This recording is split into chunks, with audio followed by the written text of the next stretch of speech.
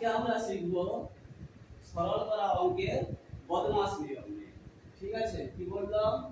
সরল করা অঙ্কের বদমাশ নিয়ম। সরল করা অঙ্কের বদমাশ নিয়ম নিয়ে মানে কোনো অঙ্ককে যদি সরল করতে যাই তাহলে আগে কার কাজ করতে হবে, এই তার জন্য কি করতে হবে?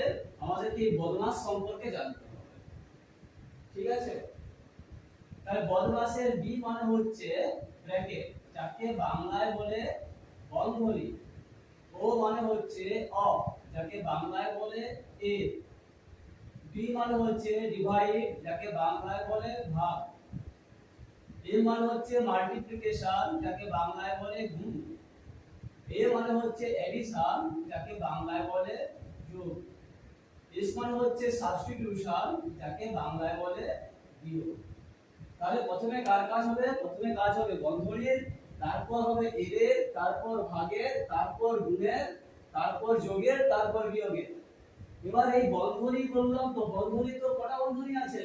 টোটাল বন্ধনী আছে 4টা। কি কি বন্ধনী?